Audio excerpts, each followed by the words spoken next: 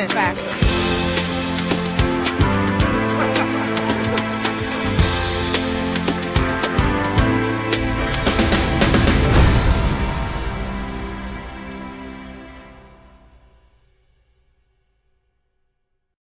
So we go out to this restaurant, and it's brand new. We had been to some of their locations in South Louisiana, and I want you to picture in your mind right now one of those huge menus, you know, that's meant to make us all fat. Can you see it? You know, hundreds of selections, and you're just all excited trying to figure out the right one and what you would like. And so I look down and sift through this, and I finally zone in on a snapper, red snapper with a crab meat hollandaise topping. Now, can you all say,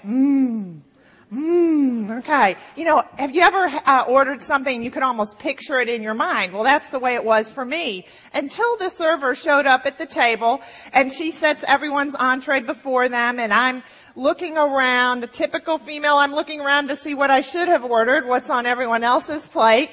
And finally, I had the good sense to look down at mine, and folks, my snapper was naked. There was no crab meat hollandaise topping on it.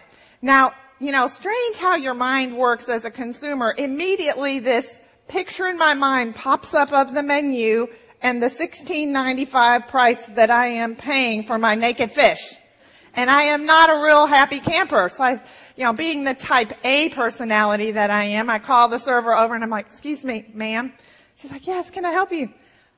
There is no topping on my fish. Oh, would you like to see the manager? And I thought, well, that's not what I had in mind, but let's bring him on. So pretty soon the manager comes over to the table. He's very official. Ma'am, I understand that there is no topping on your fish. Is that right? Yes, that's right. Well, I have checked with the kitchen, and unfortunately we are out of that topping this evening, so what I have told your server to do is to credit your bill for $1.50, which is the value of the topping.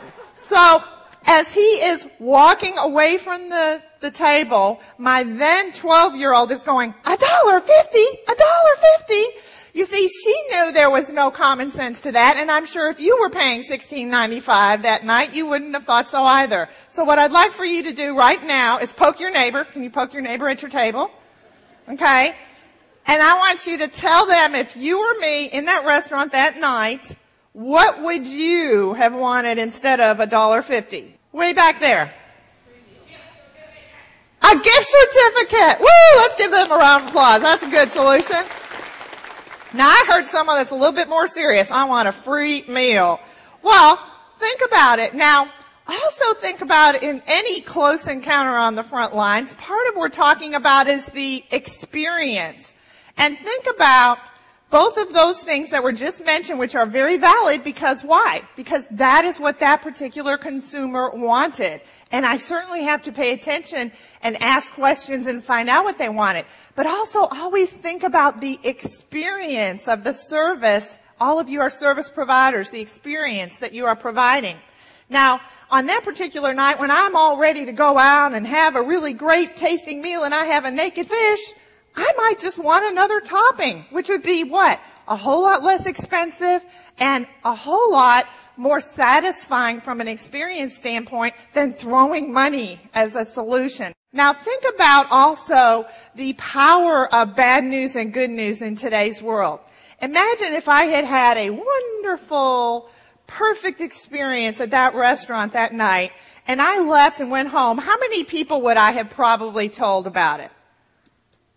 Maybe 3 or 4, okay? However, this was a really good story, wasn't it? Did you notice how you all laughed? Okay. And so how many of you people would you have told had you been me? Poke your neighbor again and tell them. How many people you think you would have told? And so what I'd like to take you through right now is a little exercise to show you what the value of one customer can be. And we're going to go to your world in just a second. But first, we're going to go look at that restaurant example. So let's say the average expenditure by a person is $25. And an average number of guests per table is 3. All you math majors, what number's coming next? $75. Very good. So the average bill, average of $75. Now, what's so important, and when we look at common sense service, is that there is literally a spin factor, what I would call a spin factor. And that spin can either be positive or it can be negative. The sad thing is, as I shared with you statistics earlier, if you're happy, you will only tell 4 or 5 people. Unfortunately, if you are unhappy, we'll be real kind up here for this exercise and the simplicity of math and say 20, but do you know what that number really is right now? It's up there around 40 or 50. And that is partially due to all these means of communication we have today that we didn't have before. So my positive value, as you can see, is $375. Of that transaction, 75 times 5, pardon me, the positive value is $375. Okay, so I'm going to do the little reverse here. This is your plus side, right? So 375 right here. Here's 0. Now let's look at what the negative possibility is. That value times 20 is $1,500. That's a huge swing, isn't it? Because as those people come in and either satisfied or dissatisfied, and they tell 10 or 20 potential customers their satisfaction or dissatisfaction, we have this spin factor. Now look at the differential between that positive and negative number for that one little transaction, $1,875.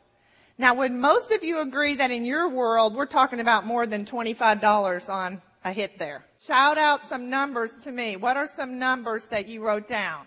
Did you all hear that? $50,000. What are some other numbers? Because certainly numbers under 50,000 would be significant as well. How about the table with all the lovely red shirts in the back there? $25,000. And really what I'm trying to do is to make you, as my family calls me, obsessed with observing what folks are doing wrong and what they are doing right.